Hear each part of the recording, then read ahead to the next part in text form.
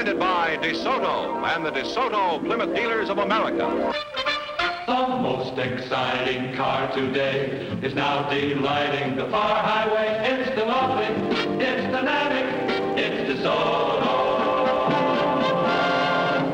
And here he is, the one, the only... Well, what do you know? That's me.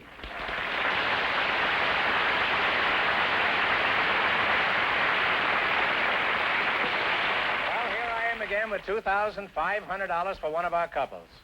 And if any of them say the secret word, the secret word, boys, will fly down and pay him $100. The word tonight is door. George Fenneman, who's supposed to try for the $2,500? Well, just before we went on the air, we asked if there were any young single people present tonight. And our studio audience selected Miss Nina Kramer, Mr. Clarence Allen. And here they are. Folks, come on in here and meet Groucho Marx. Well, welcome for the DeSoto Plymouth Dealers. And you say the secret word, you'll divide $100. It's a common word, something you'll find around the house. You're both single, eh? And would like to get married someday. Miss Nina, is that the way you pronounce it? Nina? Mm-hmm. Oh, I used to know a tenor named Nina. Where are you from, Nina? I'm originally from Chicago. Uh-huh. How original were you in Chicago?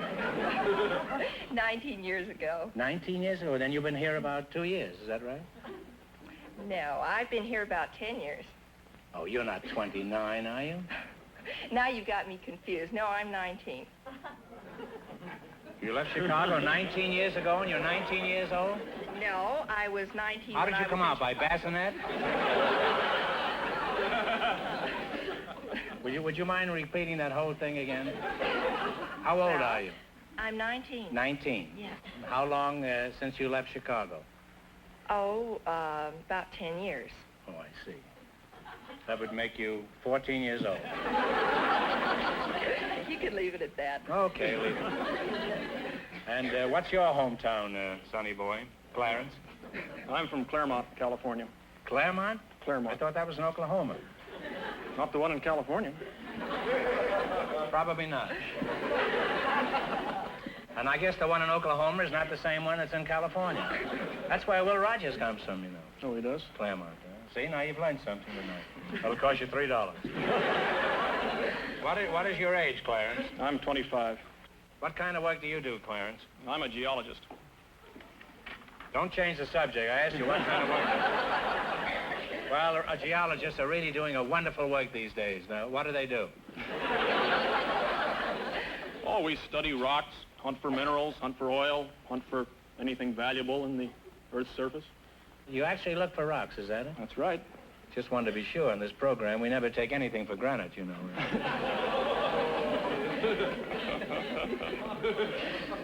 Stop groaning. It's free, you know this. Nobody forced you to come down here tonight. I could have used all your tickets tonight. Now, as a mining engineer, what would you say is the most valuable mineral? I'd say coal. You would, huh? I'd hate to Coal. bring a girl a wedding ring made out of coal. How about uranium? Do you ever look for that?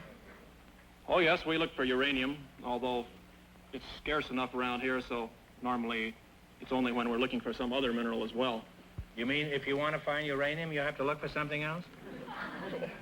Well, that's what we do, yes.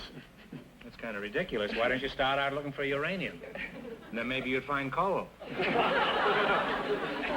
Now, Clarence, you're a nice guy, and I like you, and I want to see you and Nina well provided for in your married life. I'll tell you what you do. You give me $1, and I'll tell you where you can find uranium, okay? No.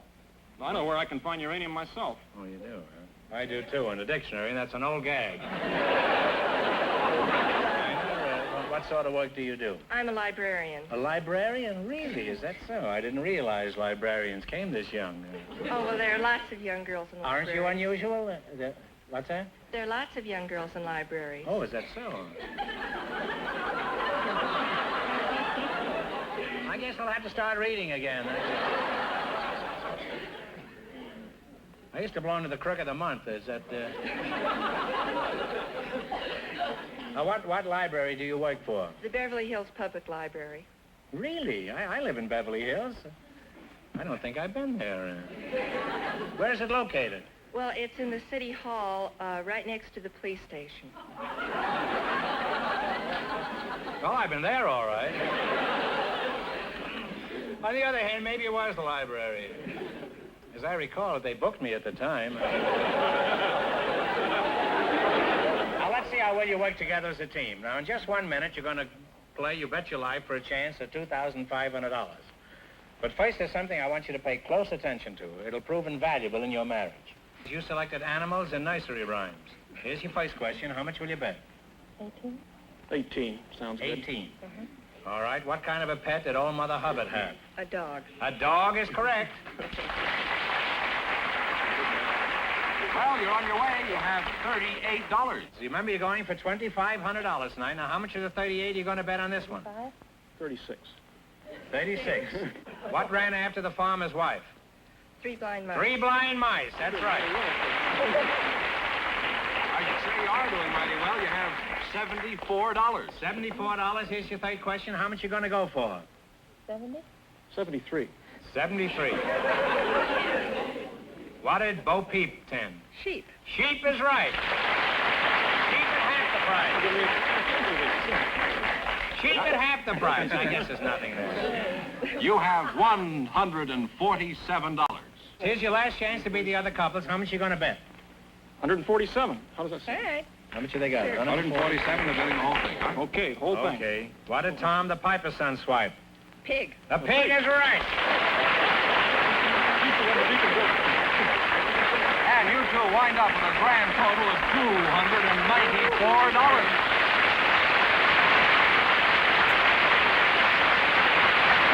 We invited some Army officers to the program tonight, and just before we went on the air, our studio audience selected Major Crossley. His partner is a housewife from the audience, Mrs. Sylvia Sparks. Folks, come out here and meet Groucho Marx. Well, welcome to You Bet Your Life. Say the secret word and you'll divide $100. It's a common word, something you'll find around the house. Mrs. Sylvia Sparks, you're the housewife, huh? Yes. You look like you could give off many sparks. I used to wonder who was Sylvia. Where you from, Syl? New York. You from New York? Yes. Uh-huh. What does your husband do? He's a mechanical engineer at Norris Stamping and Manufacturing Company. And Major Ross Crosley, what is your hometown, Major? My home is Columbus, Ohio. Are you married, Maj? Yes, sir. Very much so. Did you volunteer or were you drafted? Sir, I volunteered. Should have married the Army. After 20 years, the Army gives you a pension. How long you been married, Sylvia? 4 months. 4 months, huh? First time out?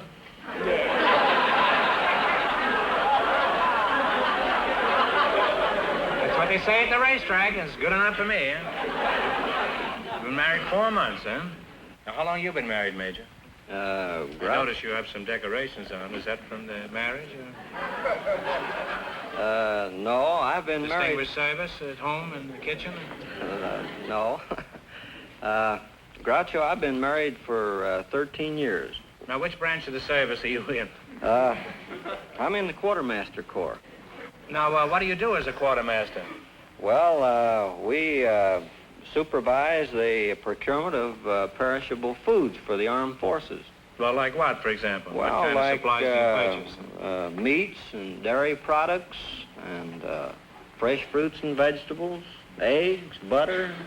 Well, do you pay retail or wholesale prices? Well, we pay wholesale prices. We can't afford to pay retail prices because we buy in such large volumes. I buy in small quantities, and I can't afford to pay retail prices. And when you buy in such large quantities, how do you know you're not getting stung? We have everything inspected, Groucho. If we, for example, if we buy meat, why, we have the veterinarian inspect all of it. Well, where do you buy your meat? Santa Anita? No, we buy our meat in the manner, as I just told you, from the packing houses and so forth. Now, suppose you buy a carload of strawberries. Do you turn the train over to see if the bad ones are on the bottom? No, we. How do you know that all the strawberries are going to be good? We have inspectors look at the strawberries. What are they? Are they on the bottom of the car? Well, they don't turn the whole bottom over, but they may pick a crate here and crate there, and sometimes they look on the bottom too. Well, by the way, as a quartermaster, would you say the Army travels on its stomach? Yes, definitely, yes. The Must Army be quite a travels- sight after a 20-mile hike. All those soldiers soaking their tired stomachs in a bucket of warm water. All right, now, suppose you're buying meat for your own home. What do you look for? You, Mrs. Sparks. The butcher. Well, that is, there's one butcher I usually go to. Oh, you look at and the butcher first, huh? I ask him, Mrs. Sparks, Uncle Sam needs you. If there were more women like you in the service, the Army would stop traveling on the stomach. They'd get up on their toes and follow you. Well, I've learned a lot about shopping tonight. Now, let's see if you two can win a little grocery money. You might win $2,500. Run you $20 into more than our other couples. I can't tell you how much our first couple won, but Fenneman's off stage to remind our listeners. The librarian and the engineer won $294. Here we go. Let's see how high I can build you $20. You selected George Washington as your subject. Here's your first question. How much will you bet? 15, Let's make it 15. 15. 15? What is the name of George Washington's home? Mount Vernon. Mount Vernon is correct. And you're off to a good start. You have $35. You'd have missed that, Major. You'd have been drummed out of the Army. Huh? Remember, you're going for $2,500 tonight. Now, how much of the 35 you're going to go for? Oh, we'll go for 20. 20? Is that all right, Mrs. Sparks? What's the first name of George Washington's wife? Martha. Martha is right. You're now at $55. She certainly had a lot of candy stores at one time, yeah. Here's your third question. How much of the 55 you going to bet? And we bet it all. You're going to bet the 55? All right, where did Washington's army spend the bitter winter of 1777? Valley Forge. Valley Forge, you're right. Now you have $110. You got $110, and this is your last chance to beat the others. Now, how much you going to bet? 90. 90, is that all right, Sylvia? In what state was George Washington born? Virginia. Virginia is correct. Put it down, Major. Okay. Sylvia, you did a fine job there. And you wind up Kept with a your mouth grand shut all total. through this thing. Now, you too, Fenneman. You wind up with a grand total of $200, and thank you very much. Groucho, Yeah? the secret word is still door. Talk slow, like it'll drag of this. All right. I was going to say that we invited some girl swimmers to the program tonight, and just before we went on the air, our studio audience selected Norma Weltz. Her partner is a sculptor, Mr. Yuka Solomunik. And here they are. Welcome, folks, for the DeSoto Plymouth dealers. Over here, Mr. Say the secret word and divide $100. It's a common word, something you'll find around the house. A girl swimmer and a sculptor, eh? Norma Wells, is that? That's right. Yuka Solomunik? That's right. That's a very famous name. I've often seen it in the menu at the Brown Derby.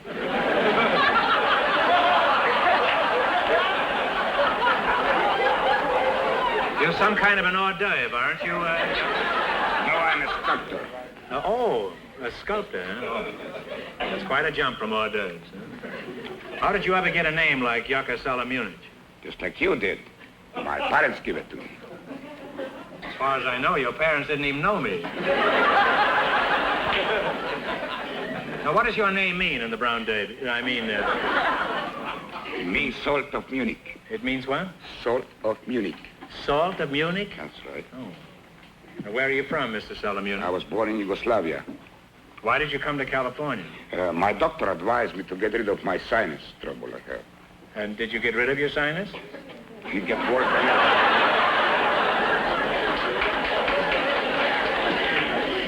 You say you didn't get rid of your sinus? No, it's worse than before. Well, in that case, it's a good thing you came to California. At least you did get rid of your doctor.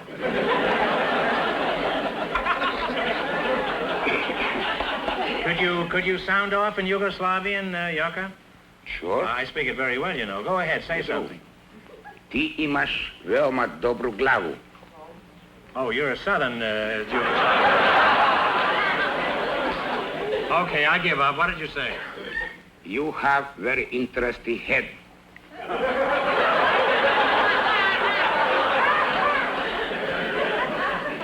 It's really nothing. As a matter of fact, it is nothing. I've seen better heads on a glass of beer.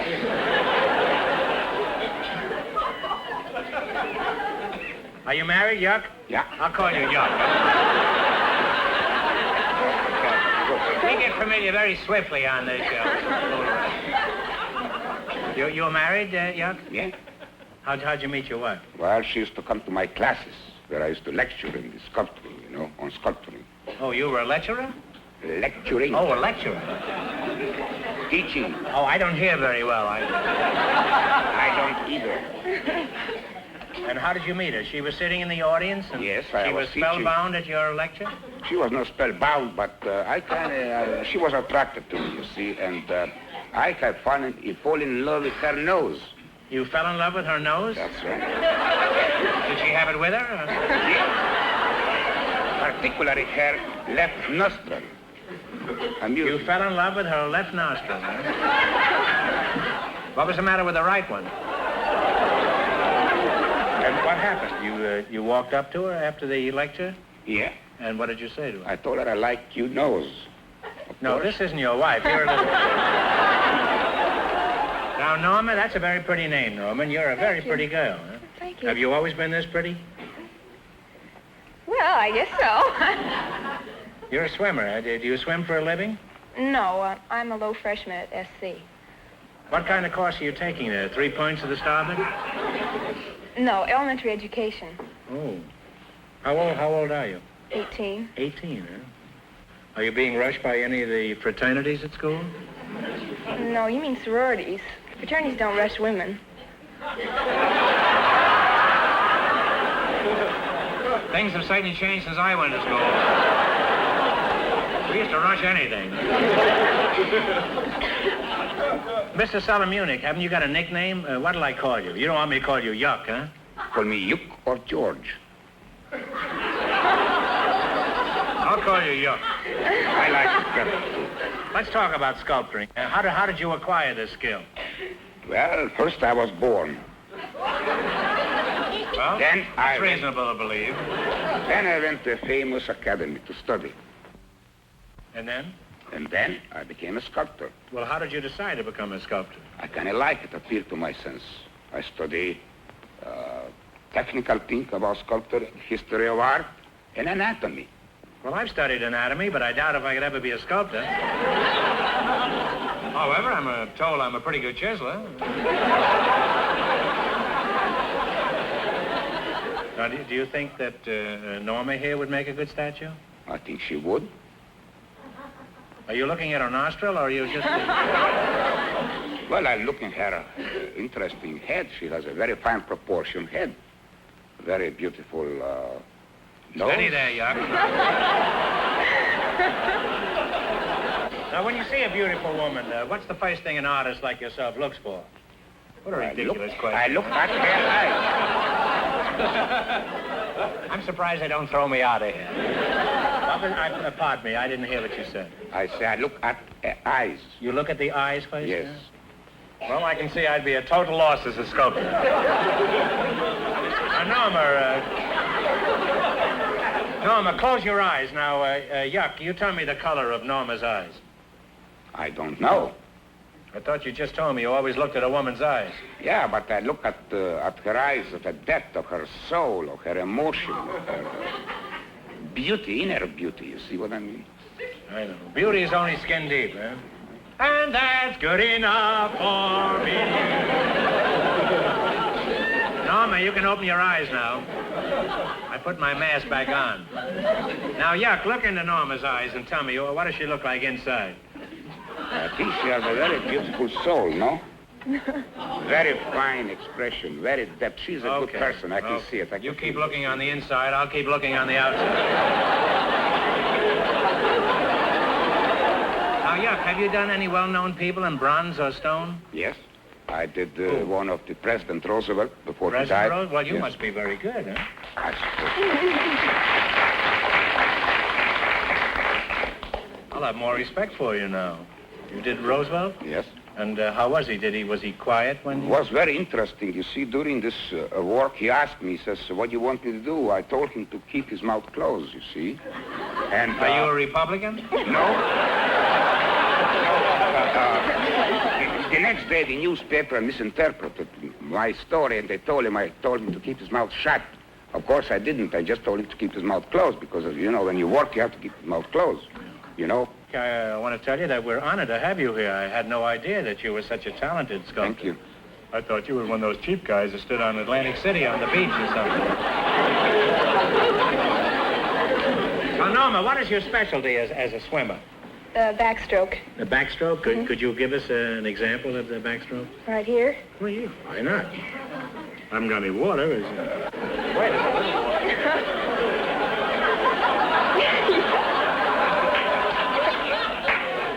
I don't think that's enough. It's not enough, huh? No. Is there any water in the audience? Well, just give us a kind of what they call a dry run. Okay.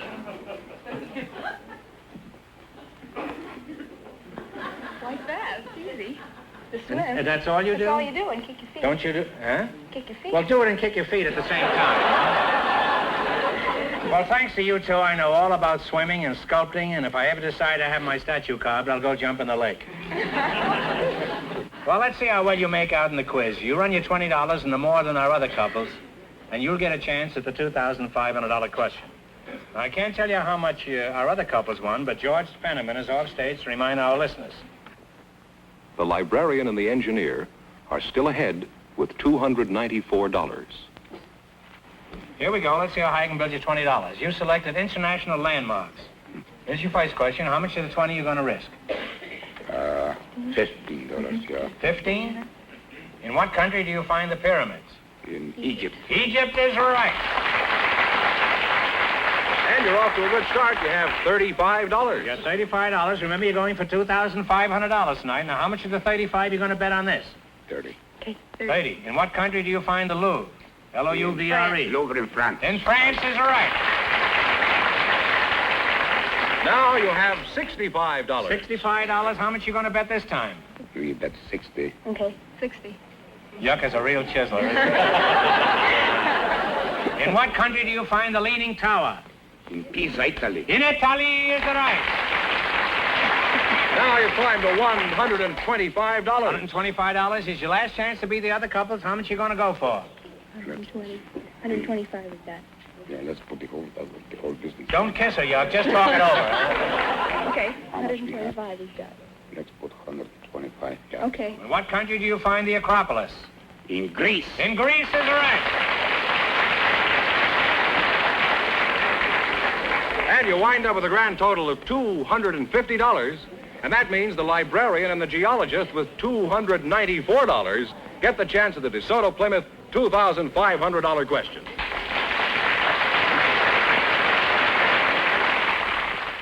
All right, now we find out you've been hanging around these books all these years. We find out if you really know anything. Here we go for $2,500. I'll give you 15 seconds to decide on a single answer between you, so think carefully and please, no help from the audience. Here it is. If the President of the United States and the Vice President should both resign, who is next in line to succeed to the office of Chief Executive? The Secretary of State. Is the Secretary of State or the Chief Justice? I think One answer between you. Talk it over. Talk it over. I'll say Secretary of State. And we want one answer between you. All right, what is the answer you two have decided upon? We'll say the Secretary of State. No, I'm sorry. According to law passed in 1947, the Speaker of the House of Representatives. So that means the big question next week will be worth $3,000. Well, you lost the big money, but you won how much? $294. $294 in the quiz. Congratulations, and thanks to both of you and to all of our contestants on the show tonight.